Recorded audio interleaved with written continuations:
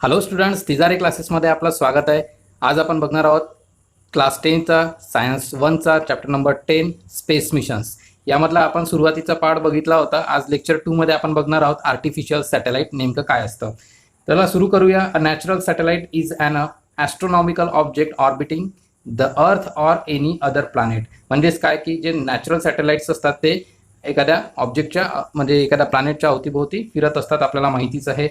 आणि एखाद्या समजा एखादं मॅनमेड जर एखादा सॅटेलाइट असेल, तो जर आपण पृथ्वीवरनं पाठवतो एखाद्या प्लॅनेटच्या अवतीभोवती फिरवण्यासाठी, तर त्याला आपण म्हणत असतो artificial satellite. The moon is the only natural satellite of the earth. Some other planets in the solar system have more than one natural satellites. बघा, आपल्या पृथ्वीसाठी तरी सध्या एकच आपला जो चंद्र आहे तो एक नॅचरल सॅटेलाइट आहे, आणि फक्त पृथ्वीला एक आहे म्हणून बाकी सगळ्या प्लॅनेटला एकच असणार आहे असं नाही आहे. बऱ्याचशा प्लॅनेट्सला भरपूर सारे त्याचे सॅटेलाइट्स आहेत, नॅचरल सॅटेलाइट्स आहेत. ओके, असं आपण बघितलेलं आहे. काही असे प्लॅनेटसुद्धा आहे की ज्याला स्वतःचा चंद्र एकही नाही, म्हणजे त्याचा स्वतःचा एकही नॅचरल सॅटेलाइट नाही आहे. Similarly, if a man-made object revolve around the Earth or any other planet in a fixed orbit, it is called an artificial satellite. म्हणजेच काय की एखाद्या प्लॅनेटच्या अवतीभोवती जर आपण एखादा मॅनमेड सॅटेलाइट जर बनवून पाठवला आणि त्याला जर त्याच्या भोवती फिरवत असतो, तर त्याला आपण म्हणत असतो artificial satellite. The first artificial satellite Sputnik was sent to the space by Soviet Union in 1957. बघा, स्पुटनिक नावाचा जो सगळ्यात पहिला एक सॅटेलाइट आपण पाठवला होता, जो की ह्युमन मेड होता, आणि तो पाठवला होता सोव्हिएत युनियननी 1957 मध्ये. तुम्ही नक्कीच शिकला असाल सोव्हिएत युनियन काय आहे, रशिया याला बिलॉंग करतो. पुढे बघूया आपण. Today more than 1000 satellite are orbiting the earth. The satellite work on a solar energy, so photovoltaic panels are attached on the both side of this satellites like a wings. बघा, कुठलाही जो satellite असतो त्याला काय लागणार आहे, energy लागणार आहे वर गेल्यानंतर काम करण्यासाठी. का बरं एनर्जी लागणार आहे, तर ऑब्व्हियसली तो सॅटेलाइट म्हणजे काय नुसता एखादा लाकडाचा ठोकळा किंवा लोखंडाचा ठोकळा नसणार आहे. त्याच्यामध्ये बरेचसे इक्विपमेंट्स फिट केलेले असतात. आपण इलेक्ट्रॉनिक्स सुद्धा असू शकतात, काही त्यातले मेकॅनिकल सुद्धा असू शकतात. तर या केसमध्ये ते इक्विपमेंट्स रन होण्यासाठी आपल्याला तिथे एनर्जीची आवश्यकता पडणार आहे, आणि ही एनर्जी आपल्याला जी मिळते तिथे ती मिळत असते सूर्यापासून. सूर्य एक अशी गोष्ट आहे, त्या ठिकाणी एक असा सोर्स आहे एनर्जीचा, तो त्या ठिकाणी सुद्धा अवेलेबल असतो. तर त्यासाठी आपण काय करतो की जे सॅटेलाइट असतो त्या सॅटेलाइटला आपण सोलर पॅनल्स जोडलेले असतात. The satellite work on a solar energy, so solar photovoltaic panels are attached to the both side of the satellite like a wings. Instruments are installed in the satellite to receive and transmit signal from the and to the earth. म्हणजे काय, त्या सॅटेलाइटमध्ये wings म्हणजे जे काय आपण तिथे solar panels जोडलेले आहेत, त्यासोबतच काही असे इन्स्ट्रुमेंट्स जोडलेले असतात, ज्या इन्स्ट्रुमेंट्सच्या माध्यमातून आपण सिग्नल ट्रान्सफर करू शकतो. म्हणजे पृथ्वीपासून आपण तिथे त्या सॅटेलाइटला सुद्धा सिग्नल पाठवू शकतो, तसेच तो सॅटेलाइट सुद्धा आपल्याला काही डेटा इथे पृथ्वीवर पाठवू शकतो. बाजूला बघा तुम्ही स्पुटनिक जो होता त्याचं इथे चित्र दिलेलं आहे. पुढे चलूया आपण. The satellite have a various other types of instruments depending on their functions. One such satellite is shown in the figure 10.1. Signals transmitted from the earth to the satellite and from the satellite to the other mobile tower and a mobile phone are also shown. म्हणजेच काय बघा की प्रत्येक जो satellite आहे तो सारखा नसतो. तो सारखा यासाठी नसतो कारण प्रत्येक सॅटेलाइटचे फंक्शन्स हे वेगवेगळे असतात. हे डिपेंड करतं की आपलं जे प्रॉस्पेक्टिव्ह आहे नेमकं तो सॅटेलाइट सोडण्यामागचं जे कारण आहे ते आपण पहिले फायनलाइज करावं लागतं. तो सॅटेलाइटमध्ये आपल्याला त्या पद्धतीचे फंक्शन्स इम्प्लिमेंट करावे लागतात, त्या पद्धतीचे इन्स्ट्रुमेंट्स त्याच्यामध्ये सेट करावे लागतात, आणि नंतरच आपण ते पाठवत असतो. These satellites are sent into the space to perform a various functions. Depending on their functions, satellites are classified into two following categories. तर बघा, कुठलाही जो सॅटेलाइट आहे तो दोनपैकी एका कॅटेगरीमध्ये बसतो. मेनली सॅटेलाइटच्या दोन कॅटेगरीज असतात, दोनपैकी एका कॅटेगरीमध्ये तो आपण बसवतो.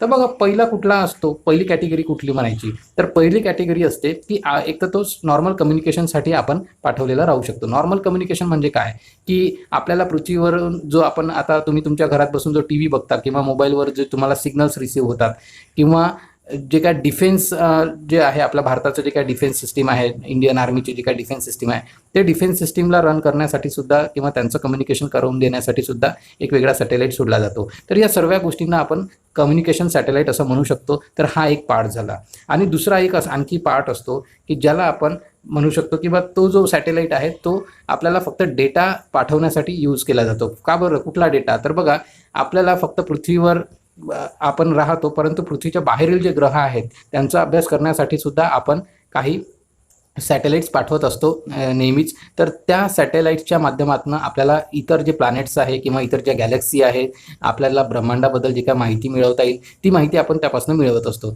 आणि त्यासाठी तो सुद्धा एक वेगळा प्रकार आहे. म्हणजे टोटल आपण 2 पद्धतीचे सॅटेलाइट पाठवत असतो, हे इथे निष्पन्न होतं. तर पुढे दिलेलं आहे की काही ते महत्त्वाचे जे लॉंग फॉर्म्स इथे प्रेझेंट केल्या गेलेले आहेत. ओके, तुम्ही हे नक्कीच ऐकले असाल. चंद्रयान-1, चंद्रयान-2 किंवा मार्स मिशन या सगळ्या गोष्टी जेव्हा सोडण्यात आल्या होत्या आपल्या पृथ्वीवरनं, तेव्हा तुम्ही ह्या सगळ्या गोष्टींची नावं नक्कीच ऐकली आहेत. GSAT, ईसॅट, GSLV, PSLV. ओके, तर बघूया हे नेमकं काय आहे आणि त्यांचे लॉंग फॉर्म सुद्धा बघूया. इनसॅटचा मिनिंग होतो इंडियन नॅशनल सॅटेलाइट. त्यानंतर जीसॅटचा मिनिंग होतो जिओ स्टेशनरी सॅटेलाइट्स. IRNSSचा लॉंग फॉर्म होतो Indian regional navigation satellite system. IRSचा मिनिंग होतो इंडियन रिमोट सेन्सिंग सॅटेलाइट. जीएसएलव्हीचा मिनिंग होतो geos nucleus satellite launch vehicle. आणि पीएसएलव्हीचा मिनिंग होतो पोलर सॅटेलाइट लॉन्च व्हेकल.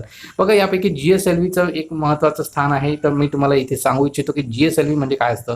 तर जीएसएलव्ही हे ॲक्च्युली एक लॉन्च व्हेकल आहे. इथे लक्षात घ्यायचं आहे की इथे लॉन्च व्हेकल लिहिलं आहे. इथे पीएसएलव्हीच्या खाली सुद्धा इथे लॉन्च व्हेकल लिहिलं आहे. तर हे सॅटेलाइट लॉन्च व्हेकल म्हणजे काय असतं की तुम्ही बघितलं असेल की सॅटेलाइट कुठल्या पद्धतीचं असतं. तर त्याच्यावर वरती अगदी टोकावर एक सॅटेलाइट असतं आणि खाली जो पोर्शन असतो त्याचा स्टेप बाय स्टेपमध्ये, तर तो पोर्शन असतो सॅटेलाइटचा. ठीक आहे, म्हणजे लॉन्च व्हेकलचा, म्हणजे हा जो पोर्शन आहे तो.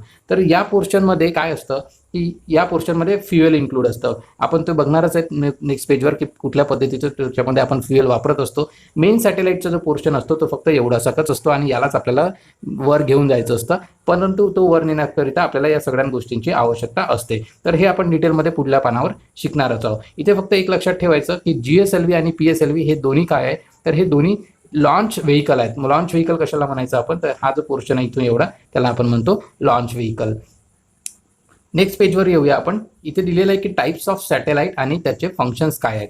तर बघूया, टाईप्स ऑफ सॅटेलाइटमध्ये आपण बघू शकतो की वेदर किंवा कम्युनिकेशन ब्रॉडकास्ट सॅटेलाइट असे त्याचे काही टाईप्स पडतात. दुसऱ्या कॉलममध्ये दिलेलं आहे की त्या पद्धतीच्या सॅटेलाइटचे फंक्शन्स काय असतात. आणि तिसऱ्या सॅटेलाइटमध्ये दिलेलं आहे की जे काय त्याचे नावं आहेत इंडियन सॅटेलाइटचे, त्याच्या सिरीजचे नाही तिथे नावं दिले आहेत आणि त्याचे लॉन्च व्हेकलचं सुद्धा इथे नाव दिलेलं आहे. तर बघूया डिटेलमध्ये. वेदर सॅटेलाइट जे असतात, आता वेदर सॅटेलाइट कशाला म्हणायचं, तर जे आपल्याला हवामानाबद्दल जी काय माहिती मिळते की बा उद्या पाऊस येणार आहे किंवा ऊन पडणार आहे, खूप टेम्परेचर असणार आहे किंवा खूप थंडी पडणार आहे, या सगळ्या गोष्टींची माहिती आपल्याला वेदर सॅटेलाइटच्या माध्यमातून मिळत असते. ते वेदर सॅटेलाइट जे असतं त्याची जे सॅटेलाइटची सिरीज असते ती असते इनसॅट किंवा जीसॅट. आणि त्याचं जे लॉन्चर असतं म्हणजे त्याला आपण लॉन्च व्हेकल म्हणू, तर ते असतं जीएसएलव्ही. आता हे जीएसएलव्ही जे आहे ते अगदी म्हणजे कमी पृथ्वीच्या सरफेसपासून कमी हाईटवर जे सॅटेलाइट सोडण्यात येतात त्यासाठी आपण जीएसएलव्ही ही या पद्धतीचे लॉन्च व्हेकल यूज करत असतो. हे इथे पुस्तकामध्ये नाही दिले आहे, पण तुम्हाला अतिरिक्त चांगली माहिती मिळावी म्हणून यासाठी मी काही गोष्टी एक्स्ट्रा तुम्हाला सांगण्याचा प्रयत्न करतो. इथे कम्युनिकेशन सॅटेलाइट बघा, कम्युनिकेशन सॅटेलाइट असतं की आपण जे कम्युनिकेशन करतो एकमेकांसोबत त्या पद्धतीचे कम्युनिकेशन करण्यासाठी आपण या कम्युनिकेशन सॅटेलाइटचा वापर करत असतो. Establish a communication between the different location in the world. म्हणजे काय, आता तुम्हाला जेव्हा तुम्ही एखाद्या अमेरिकेतल्या माणसासुद्धा सोबत सुद्धा बोलता किंवा अमेरिकेतली एखादी सिरियल सुद्धा तुम्ही इथे भारतामध्ये राहून बघू शकता. तर ती का बरं बघू शकता, कारण त्या कम्युनिकेशन सॅटेलाइट हे कुठेतरी तुमची मदत करत असतं. तर त्यासाठी जे काय इंडियन सॅटेलाइट्स आहेत त्याचं नाव आहे इनसॅट आणि जीसॅट आणि त्याचं सुद्धा लॉन्चर आहे ते आहे जीएसएलव्ही. त्यानंतर आहे ब्रॉडकास्ट सॅटेलाइट. ब्रॉडकास्ट म्हणजे काय की जी टेलिकास्टिंग आणि टेलिव्हिजन प्रोग्राम्स होतात ते सुद्धा इनसॅट आणि जीसॅट मार्फतच पाठवले जातात. त्याचं सुद्धा जे लॉन्चर आहे ते जीएसएलव्हीच आहे. त्यानंतर नेव्हिगेशनल सॅटेलाइट जे आहे ते नेव्हिगेशन सॅटेलाइट म्हणजे काय, fix the location of any place on the earth surface in terms of its very precious latitude and longitude. म्हणजेच काय, तुम्ही बघितलं असाल की तुम्ही समजा एखाद्या गावावरून दुसऱ्या गावाला जाताय आणि जर तुम्हाला रस्ते माहिती नाही तर तशा वेळेस तुम्ही लगेचच गुगलवर जाऊन गुगल मॅप ओपन करता आणि तुमचं डेस्टिनेशन त्याच्यामध्ये सेट करता आणि त्या रस्त्याने तुम्ही जाता जे तुम्हाला गुगल दाखवत असतं. तर एक्झॅक्टली गुगल मॅप जे दाखवतं ते कशाच्या मार्फत तुम्हाला दाखवत असतं, तर जे सॅटेलाइट तुम्हाला वरून कॅच करत असतं, तुमचा मोबाईल तो बघत असतो, तुम्हाला ट्रेस करत असतो तुमचा मोबाईल की तुम्ही कुठे जाताय मोबाईल घेऊन, आणि त्या पद्धतीने तुम्हाला तो गाईड करतो की तुम्हाला आता पलटायला पाहिजे, सरळ जायला पाहिजे, लेफ्ट जायला पाहिजे, या सर्व गोष्टी तो तुम्हाला सांगत असतो. तर ह्या कामासाठी IRNSS हे सॅटेलाइट सोडलं जातं आणि त्यासाठी जे लॉन्चर लागतं ते लागत असतं पीएसएलव्ही. त्यानंतर पुढे बघूया आपण military surface. Military satellite. Military सॅटेलाइटमध्ये काय असतं की जे म्हणजे इंडियन आर्मी किंवा जे काही मिलिटरी वर्क्स होतात, जे कम्युनिकेशन चालतात किंवा जे डिफेन्ससाठी यूज केल्या जातात, त्यांचं जे त्यांच्या कामासाठी जे काही सॅटेलाईट आपण सोडतो त्याला आपण मिलिटरी सॅटेलाईट असं म्हणतो. आणि इथे तुम्हाला कुठल्याही पद्धतीची इन्फॉर्मेशन दिलेली नाही आहे, जेणेकरून त्यांची जे काय सिक्युरिटी आहे ती बनून राहावी, म्हणून तुम्हाला इथे त्याबद्दल जास्त इन्फॉर्मेशन दिलेली नाही आहे. नेक्स्ट आहे अर्थ ऑब्झर्वेशन सॅटेलाईट. तर त्याच्यामध्ये दिलेला आहे study of forecast deserts, ocean, polar ice on the earth surface, exploration and management of the natural resources, observation and guidance in the case of a natural calamities like a flood and earthquake. तर बघा, अर्थवर जर काही एखादा दुर्घटना व्हायची असेल किंवा एखाद्या नदीला खूप मोठा पूर येणार असेल किंवा सुनामी येणार असेल किंवा भूकंप असतो किंवा इतर काही गोष्टींचा जर अभ्यास करायचा असेल, तर या सगळ्या गोष्टीसाठी अर्थ ऑब्झर्वेशन सॅटेलाइट्स हे सोडलं जातं. आणि ते IRS या पद्धतीचं सॅटेलाईट असतं आणि त्याचं जे लॉन्चर असतं ते PSLV या लॉन्चरच्या माध्यमातून आपण ते सोडत असतो सॅटेलाईट. तर मित्रांनो, आय होप तुम्हाला हा व्हिडिओ नक्कीच आवडला असेल. मला अशी आशा आहे की तुम्ही नक्कीच तिजारे क्लासेस हे चॅनल सबस्क्राईब करा. जर नसेल केलं अजूनही, तर माझी एक रिक्वेस्ट आहे तुम्हाला की तुमच्यासारख्या मराठी मुलांसाठी मी हे चॅनल उपलब्ध करून दिलेलं आहे. तर नक्कीच तिजारे क्लासेस या मराठी चॅनलला नक्कीच सबस्क्राईब करा.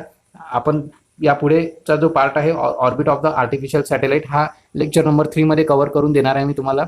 सो आजच्यासाठी एवढंच. थँक्यू.